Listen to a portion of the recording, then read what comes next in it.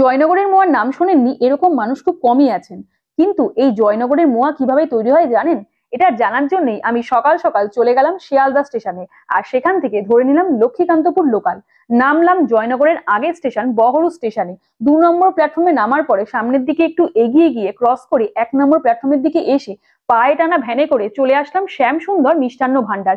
এই দোকান নাকি 1 নম্বর দোকান, এখানেই নাকি একদম খাঁটি মোয়া পাওয়া যায়। তাই আমিও ঢুকে পড়লাম ইনাদের রান্নাঘরে। আর ঢুকে জাস্ট অবাক হয়ে গেলাম, চারিদিকে শুধু মোয়া আর মোয়া। আর এই মোয়া কিভাবে তৈরি হচ্ছে জানেন?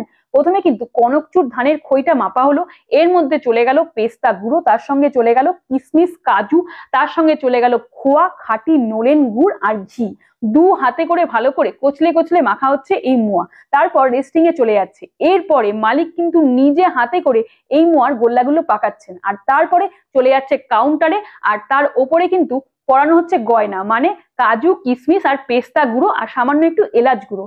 এরপরে বক্সে করে পরিবেশন করা হচ্ছে বা সার্ভ করা হচ্ছে। আর এই মোয়ার দাম নিচ্ছেন, ভালোটার দাম পড়ছে 600 টাকা পার কেজি। আর তার থেকে কম দাম পড়ছে 520 টাকা কেজি। তার থেকে কমের রয়েছে 440 টাকা পার কেজি। সব থেকে কম দামের মোয়া পেয়ে যাচ্ছেন আপনারা 220 টাকা পার কেজি। ব্যাস, আমাকেও কাকু দিয়ে দিল একটা বিশাল বড় সাইজের মোয়া। কিন্তু এই মোয়া কিভাবে খাবো বুঝতে পারছিলাম না, কারণ এত বড় সাইজের মোয়া একার পক্ষে খাওয়া কি সম্ভব? বাট খেতে তো হবেই, এত দূরে যখন এসছি এই মোয়া না খেলে হবে। তাই টুকুস করে এক কামড় দিয়েই ফেললাম। জাস্ট ফাটাফাটি। এতদিন তো মোয়ার নাম শুনে এসছি, আজকে তার চাক্ষুষ প্রমাণ পেলাম। সত্যি অসাধারণ। যারা এখনো অব্দি এই মোয়ার স্বাদ নিতে পারোনি তারা কিন্তু অবশ্যই চলে এসো বহরুতে শ্যামসুন্দর মিষ্টান্ন ভান্ডার।